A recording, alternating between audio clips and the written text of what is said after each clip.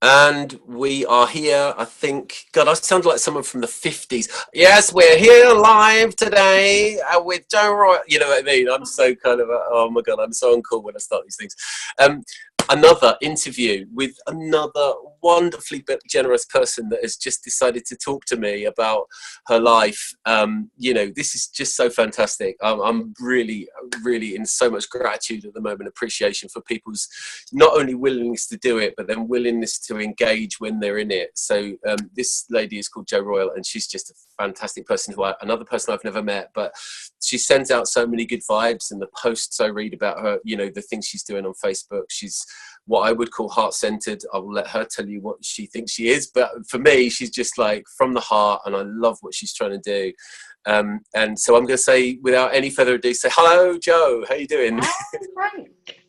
Hi. From You the right Isle of today? Skye. From the Isle of Skye, is that where you are? Yeah, from the Isle of Skye to Whitstable. Fantastic. Beautiful. Right down the line of the East Coast, eh? Right, Oh, somehow we're there's. west, so Is we're it? Is it? Oh, yeah, of course, it's the yeah, other side, isn't it? right I'm across. thinking. I got it. Yeah, my geography, that wasn't the strong point, obviously. So, I'm in the Hebrides, so yeah. so listen, Jo. You know, as a kind of way of starting, you know, I'm interested in. I've just I've fallen in love with this project of talking to people, and one of the things it's made me look at is how I know people and the relationships I have with people. That's been fascinating. I've realized that you know, especially with acquaintances in that kind of, you know, they're not strangers, but they're not people you know really well. And it's like, I realized that you fill in so many of the gaps. You know, you get a bit of information about someone, you see maybe some stuff on social media, and then you make up a kind of story about who they are largely, you know what I mean? And it's been fascinating for people to come on then, and then, you know, partly, you know, you know, I'm not an idiot, so they're partly that person, but then they confound me with a whole lot of new stuff as well. But when I describe you as you know, that's my impression of you, so I'm making up a story of you, and I say heart-centered. Do you recognize that about yourself? Is that how you would describe yourself? Or give me your take on that. How do you? Oh, how would and they're not words I would use, I suppose, but that's nice to be recognised as that. Interesting. Yeah. Yeah, I think. Yeah. Well, straight into Brave Souls, because that's what it brings to mind, actually. So this is a collaboration that was set up with a friend last year, and that is one of the principles of that everything we do will come from love. So there's a lot of the three principles of it, I suppose, that love sits underneath are being authentic, so being who you really are, speaking your truth, and being brave. But they're coming from love, so speaking truth from love, not speaking truth from ego, I guess. Right. So yeah, it is where I come from, I suppose. Doing a lot of soul searching, thinking, exploring around being conscious and being conscious in family at the moment. And so that really feels like it fits with that too. And then my meditation teaching feels like I am the channel for love in that. Yeah, that's helping to bring more of that to people. So yeah, I wouldn't describe myself as that, but who would really? I love that. No, I love that. You know what? You know, that's fascinating, and it's really lovely that you've said it like that, because that gives us a kind of focal point of where you are now. And Brave Souls, you know, we'll link it obviously to the interview when I share it, and you know, please check it out. I mean, you know, I want to get to one of your retreats at some point. It's just that you're at the other end of the country, so it's slightly logistically difficult, but you know, please check it out, and you know, when we share it, you know, if you're watching this, have a look. But if we're working towards Brave Souls and what you're creating now, I want to look at the journey. I know we haven't got a lot of time, we've got, you know, 45 50 minutes or whatever, but take us through. Let's go back to, were you Joe? Is Jo Royle your name? Or were you Jo Royle when you were a kid, or is that? Yeah, I was. So I married. My husband's Wilson, and I intended to take his name, but it didn't quite happen. For the paperwork, to be honest. So I sometimes go by Wilson, doctors, dentists, sometimes at the school, but it often just confuses people because my email addresses are all Royle. So yeah. So take us back to Joe Royle as a child. When you look now, and we create space for you to sort of look back and say, there's 5-year-old Joe or whatever it is, 8-year-old Joe, and you look at what you've created with Brave Souls, which is so amazing. Can you see a thread, or did you hit a diversion at some point and go in a completely different direction? Give us a sense of you as a kid, Joe. Oh, I've been all over the place in that time. But I think I'm just thinking, this feels like 4th, 5th career. I've done lots and lots of different things. The thing that really jumped out at me when you were asking that question, though, Frank, is that being connected to truth. And I think I was always pretty connected to that. So it might make me cry, because often I cry when I talk truth. Right. But I used to cry a lot when I was a kid, and I never knew what it was about. Wow, that's so interesting. So yeah, see, the tears are coming. Oh, I shouldn't have put the mascara on. I told you I never put the mascara.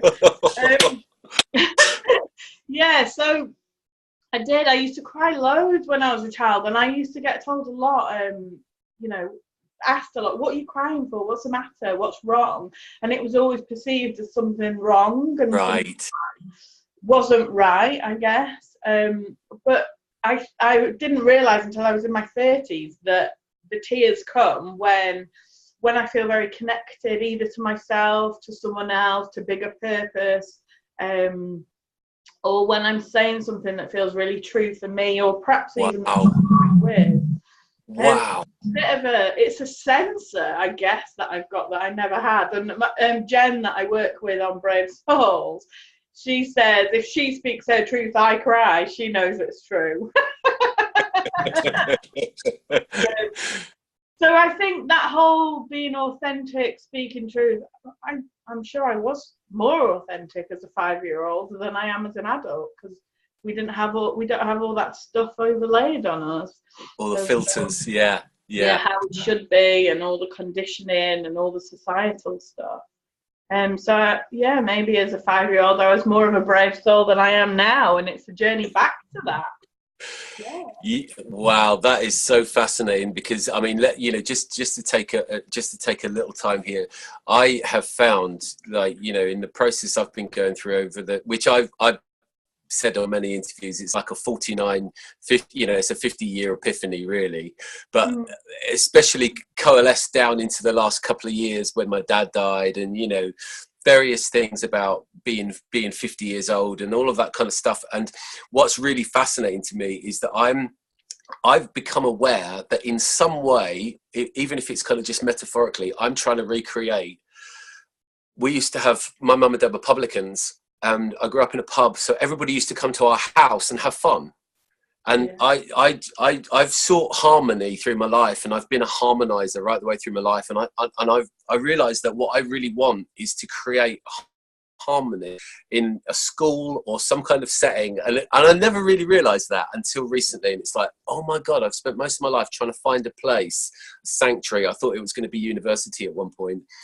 And, and now I'm kind of like, I really want to create a school or a place for people to come where we can really create community and that kind of stuff. So what you're saying is fascinating. I just love that. I think that's really resonant with a lot of people as well. Go on, if you were going to say something. You go.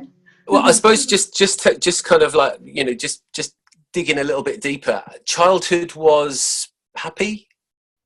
Yeah, it was good. Yeah, so I grew up, so I'm from Lancashire in the northwest, just to tell you where that is.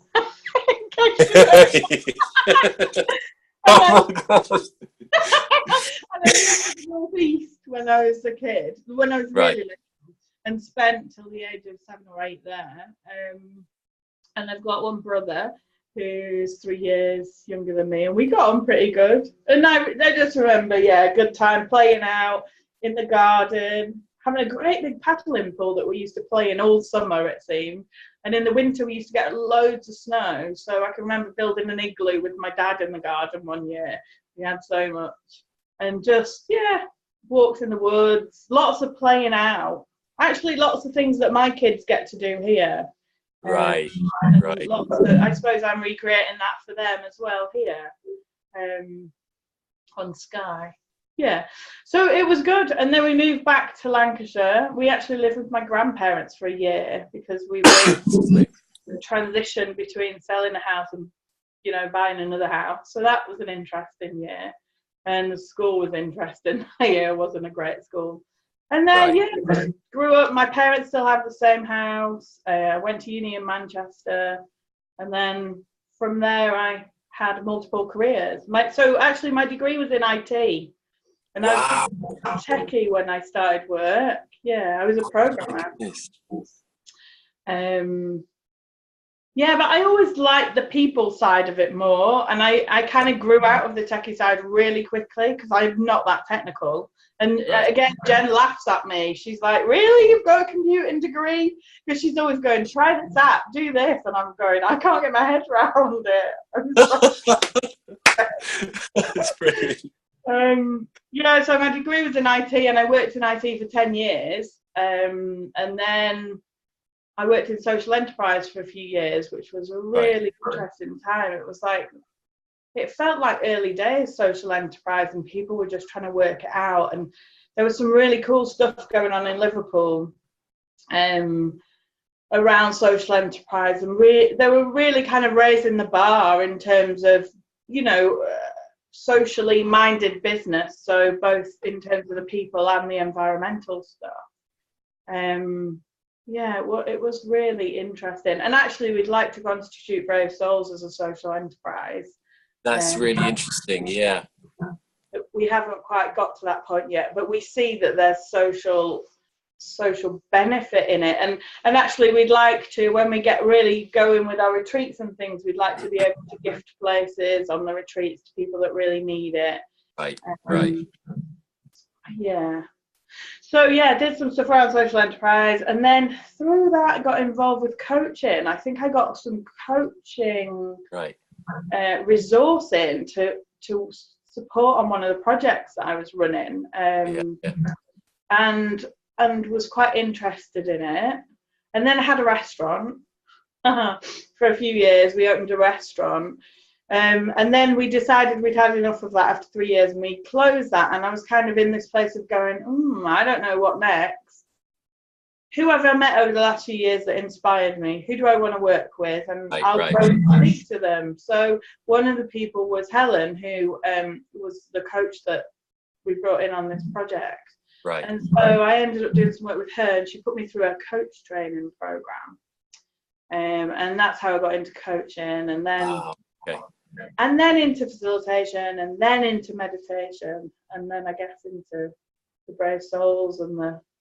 So let me ask you a question. After the 10 years in IT and the jump to social enterprise, what was that a forced thing, or was there something burning in your soul that you needed to jump ship? What was it? How did that change come about? So when I worked in IT, I was a consultant for the last few years and I used to travel all the time. So I had a house in Manchester and I'd hop on a plane on a Monday morning and hop off again on a Friday afternoon. So it was quite, it was kind of fun in a way. It wasn't fun for very long. And actually, I did the hotel thing for a while and then got really fed up with it because I just wanted to eat beans on toast in my pajamas in the evening and not have to dress and go down for dinner. So I ended up getting flats and that was a lot better. But after that, James and I got together. Right. So I was about 26, I think. Yeah. Although we went to school together, so we've known each other since we were 14. Oh wow. Okay. Yeah. So we got together in our mid-20s and we went traveling. Actually, we went traveling for a year and went around Australia and Southeast Asia. The usual route. And I think that left me feeling like I want something different. Yeah. Got it. I couldn't sustain that traveling lifestyle. That was definitely one part of it. So I couldn't kind of settle down whilst moving being away every week. Yeah. but also I think it really opened our eyes to a different way of life, and how that more how people have, well, in Asia, people had at the time so much less and seemed to be so much happier and had so much more connection. Actually, that's what we really noticed, to each other, to the land, that we totally lost. And it was like, who's developed here? It's not us. It really didn't felt like we had got it all wrong. So I think that was at play in it all as well. But I actually went for a job with an enterprise agency, so an organisation that supported start-up businesses, and part of that was we bought a property and we were about to start a restaurant. So I kind of thought, well, what better way to learn about it than from the inside? So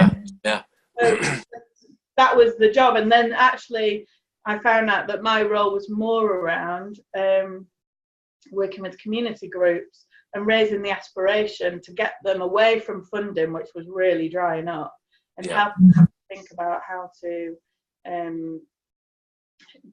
create their own revenue streams, and looking at their assets and thinking about what they were good at, and how they perhaps supported one another more as a community. So different community groups. So this group were brilliant at running trips for kids, and this group had a minibus, and this group had an asset in the form of a community centre. So how they work together differently. So that was one of the projects. And then I ran another one around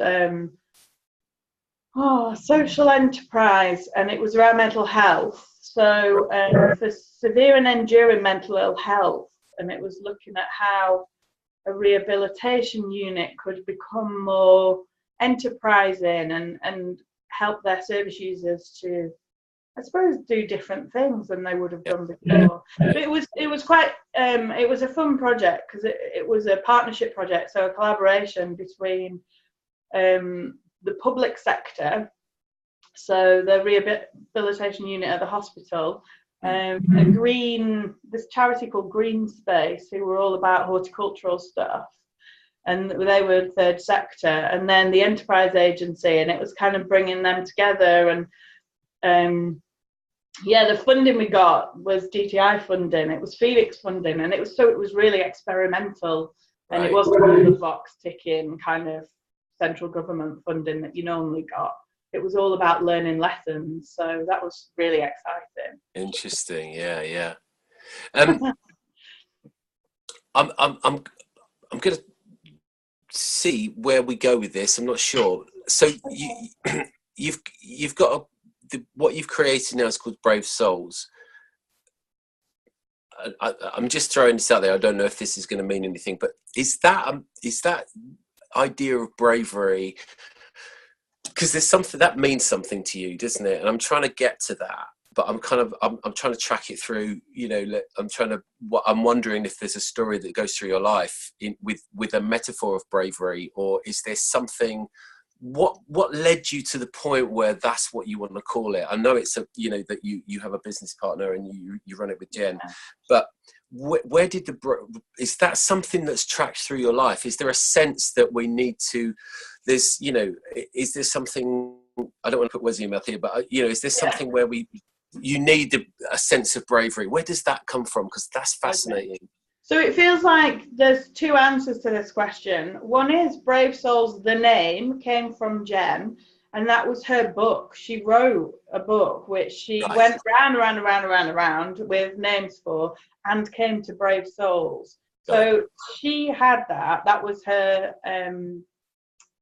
name already. And then when she and I talked, we talked quite a while, and then one weekend we got together and I suppose visioned the retreat, and then we talked about what it might look like and how it might run.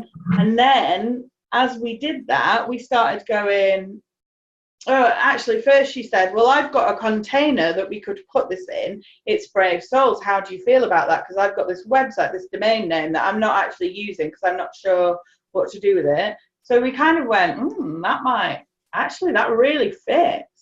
And the principles of Brave Souls were already there from some of the work she had been doing when she'd adopted this Brave Souls thing. So They may have even come from a conversation we initially had about authenticity, speak your truth, and live brave. So there was that already there. And then that weekend after we came up with the retreat, we were going, oh, what about we could do coaching under this? And what about the subscription and e-course stuff that we talked about? That totally fits under this. And everything that we'd ever talked about collaborated on. It was like, oh, this isn't a retreat, this is a business. Are we setting up a business? Wow. So that's where brave, souls, those two words together, I guess, came from. But if you want the brave story, my brave story, that feels like a different thing. I want that. So I think I learned to meditate 8 years ago. So I was coaching for a living, and my feeling was that if I could better access my intuition and have the bravery or the courage to put that back into the conversations with people in coaching sessions, so to really share back with them what I felt I was picking up, that it would be really powerful in my coaching, that it would really help to shift people. And I had something telling me that meditation was going to help me do that. So an intuition that perhaps I wasn't recognizing as intuition, because I was looking for intuition. So I went to learn to meditate, and I have to be careful not to drop into my meditation course story here. So it's the brave story. So I've meditated since then. So on and off for the first few years, but the last few years pretty consistently. And one of the massive things I've noticed in that is how much it's allowed me to move through fear, or just allow fear to drop away, actually. Wow. Yeah. So I said I was coaching for a living at the time. I wasn't even working with groups. It totally freaked me out, the idea of working with groups. One-to-one was cool, but I didn't want to facilitate. I didn't want to speak. I didn't want to do any of that stuff. And actually, I can remember I was working at that time for Helen, who had the coaching company. And I went in one day and I was like, do you know, something's shifted. I'm not scared of facilitating anymore. I'm just like, I don't know what's happened, but I'm really up for it. I'm really keen to do it. Brilliant. So noticed that had kind of dropped away, and then started doing this facilitation and was like, oh my God, I love this. And had this thing about how much does fear keep us away from the things that we love. Wow. And we don't even know we love them. We don't even know we're scared of doing them half the time, because we don't allow ourselves to recognize the fear. So my meditation has really allowed that over the years, for loads of different fears to either lessen or drop away. And so it's meant that we've had a bit of a crazy life actually over the last 5 years. So we've got 2 kids. So I've got Annie, who's 11, and Oscar, who's 7. And before Oscar was 2, he was still 1, he was in his cot, we decided to move to Yorkshire, so back across west to east, across the Pennines, and to get involved with a startup glamping business there. Right. So I'd got made redundant, so that was a bit of a catalyst at the time. And I was meditating every morning, I remember, because Oscar was quite young, and I was getting up every morning, meditating before the family got up, and I was asking, what next? What next? I'm absolutely open to what next. I'm trusting what next, kind of bring it. So I was really open. I also went out at the time and connected with 50 different people. So people I'd met on Twitter, people I'd previously worked with, people, just loads of different people, and had amazing conversations about what we might do together, what was going on for me, what was going on for them. This kind of conversation, actually, quite life story type conversations. Yeah. And what came was an email that didn't even come to me, actually, but it was on the back of a conversation I had with a guy who was in New Zealand, who I'd met through Twitter, and he's really into like sustainability. And well, we'd had this conversation about, it's all gonna implode, you know, and we're all basically, James came home from work and I said, I had this crazy conversation today. The crux of it is we're all going to end up living in the woods, trading our services for pigs. And so he was like, oh my God, who have you been talking to? And then 2 days later, he said to me, found us a job in the woods. Oh my God. And it was to go and move to the Bivouac, which is this glamping place in North Yorkshire. And the people who set it up were very visionary, and although it's structured as a business and actually owned by the estate, I think the vision was always for something more community-based, more sustainable, and we totally bought into that vision. And we went over to visit them. I said to James, send them an email, we'll see what happens. So he sent them an email, and I just thought it'd be hi, this is us. And actually it was a long email with all like social media profile links in it, menus from when we ran the restaurant, because they were wanting to set up a restaurant, all sorts of stuff. And we got an email back by 9 o'clock the next morning saying, you're who we're looking for. Wow. And she had been asking too. So we ended up moving there. We moved into a caravan, a dilapidated old caravan. I didn't have a job. James packed in his job to go and do a job there. And he was chefing, and he said he would never chef again. But anyway, we kind of did that whole, suppose it's New Year's Eve, or suppose it's New Year's Day, and we look back, what are we going to be glad we've done? Stayed in the same, done the normal thing, or gone and done something different and been part of something new. And we just jumped. I love that. That's so cool. That is so cool. Joe, go on, carry on.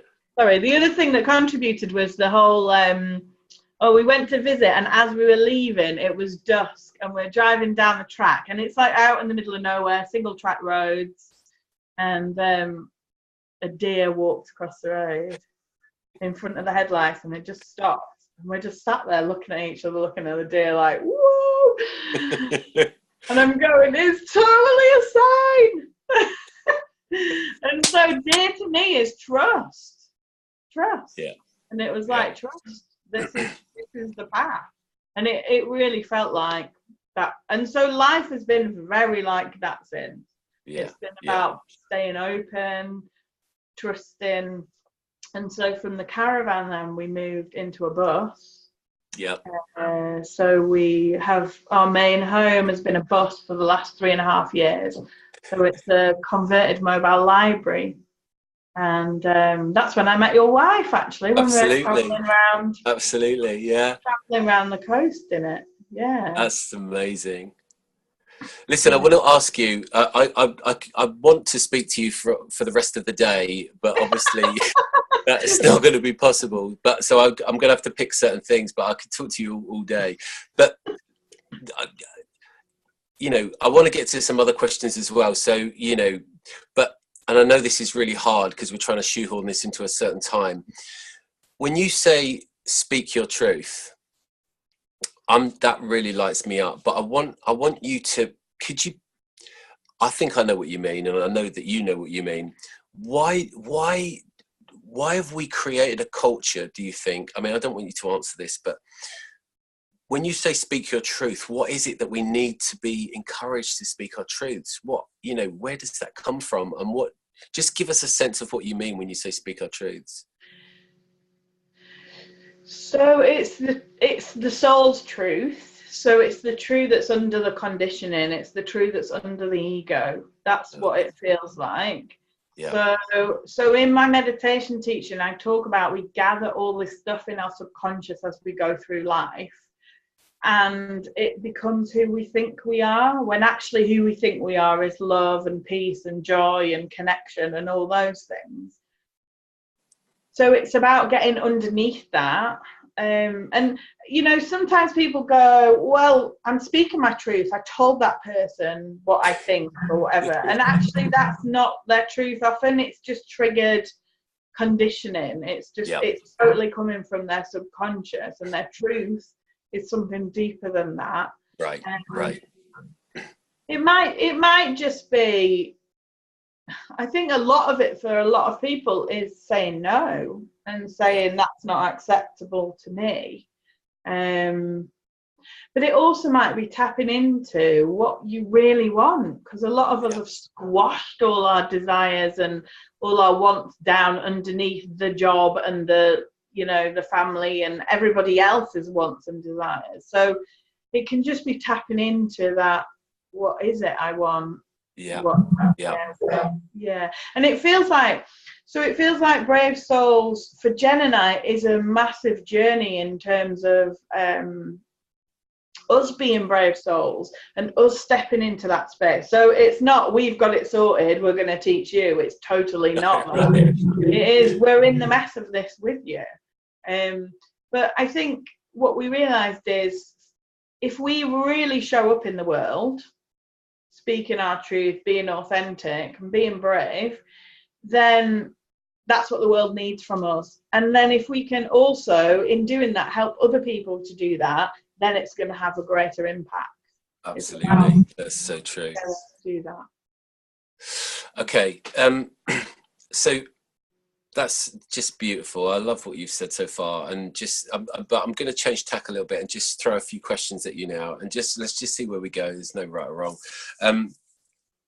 So the first thing I normally do at this stage is talk about which something I've always been interested in, which is what it is to thrive.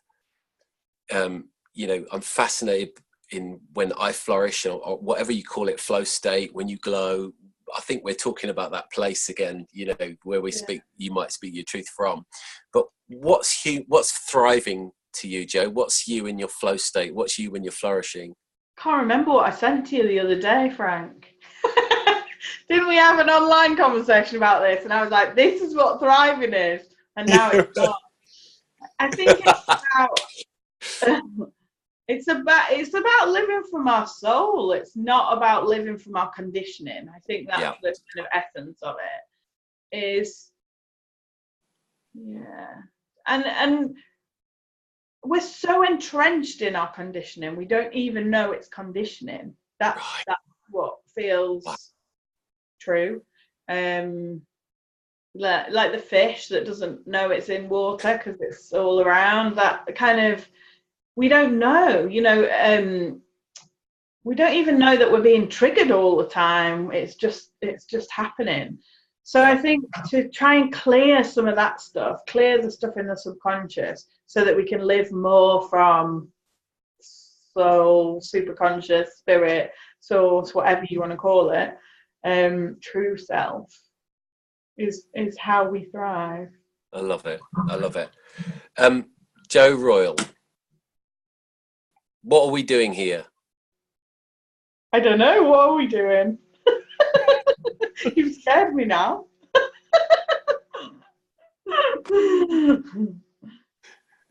Connecting. Okay, that's good. Were you hoping for some kind of answer? No, I'm totally neutral. I'm just asking questions. I have no agenda at all. What are we doing here on this planet? I think I got the wrong emphasis. I don't know. There's no right or wrong. Wherever you want to go. Well, all right, we're here.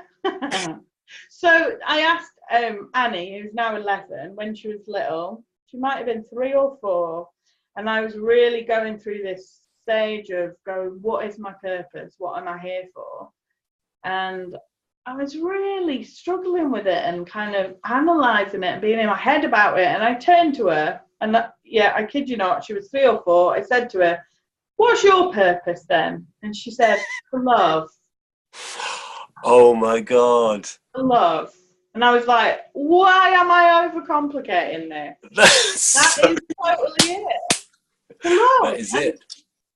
And I said, and then we got into a conversation about it, and I was like, what about all the bad people in the world? And she said something to the effect of, they need it more. Oh my God. Get her on. Still brings tears now. Yeah, she gets it. That's superb. Right, another one. Joe Royle. I think it's the Joe Royle preface. It makes me go. Who are you, Joe? Who am I? am infinite spirit. Oh, lovely. I am. God came then. The universe, like we all are. I love it. I Look, love it. more truth. Here's again. See them. Yeah, okay. I'm going to ask you some more questions, but just really quickly, I want you to think of a song. Okay. I want you to think of a song. Don't tell it to me now. Tell it to me at the end of the interview. I want you to think of a song. Tell me a short story or something about a song that's meaningful to you. Yeah. Oh God. Not think. not now though. Not now. Right. So At the end.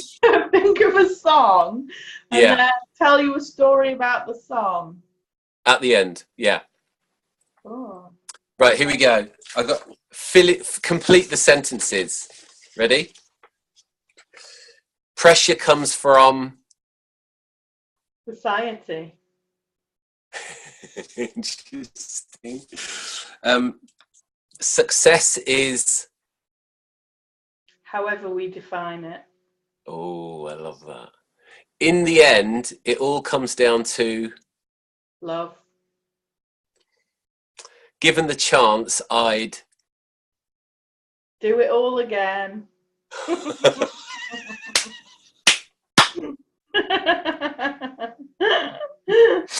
So lovely. So that's beautiful. Listen, I've been working on a small time machine, and I can let people that are special people that I feel connected to. I can let them borrow it, but you can only have it for a minute. Yeah, so you got to be really concise. And I want you to do something with it, Joe. I'm going to send you back to your childhood at some point. And I'm going to send you back to young Joe. Can you share what you're going to say to her, Joe? Can I have a minute to think about it? Yeah, you absolutely can. Oh, it's really making me cry. It gets me as well. You are infinite spirit. Oh, that is lovely. You have everything you need. Yeah. Keep going. That's brilliant. And you decide, I think. That's another one. Go within. All the answers are within. Yeah, don't let anyone tell you otherwise. Absolutely. Absolutely. I love it. That's just lovely. I've got another one for you. Okay. Is there anything else, Joe?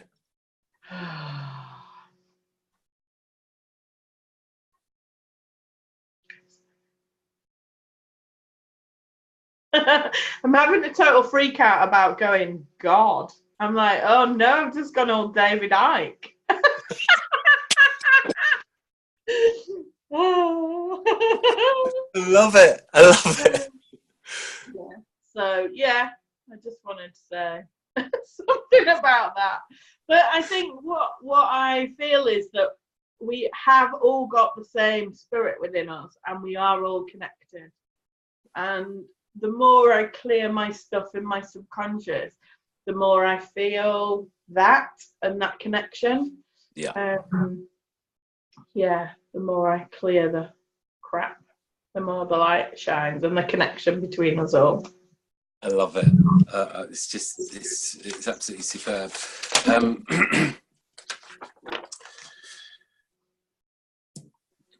Tell me a story about your song.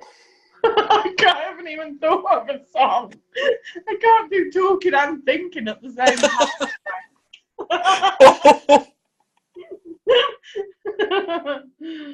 Oh. I can't.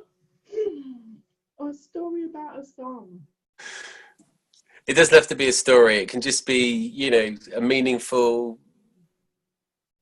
word, something. What comes to mind?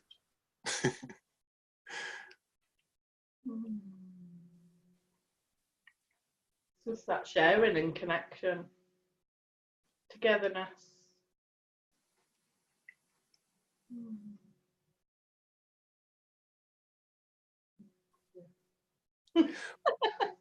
Jo, where's Brave Souls going? Oh, wherever the universe takes it. Yeah, it's funny. Jen's a real planner. I am less of a planner. I'm definitely more of a trust and see what comes, because it's really worked for me over the last few years. I said I'm on the Isle of Skye. We now live on the Isle of Skye, right by the sea. We don't yet have home here. We live in the bus in the summer, and we live in a house in the winter. And we trust that a house will show up in the winter and everything will be Love it. And it is. It always is. So, yeah, wherever the universe takes it, I think. I feel like we get nudges in the right direction. We get, well, you talked about it before we started videoing, Frank, about you don't know where this is going. You don't know where it's going. You're trusting where it's going. Yeah.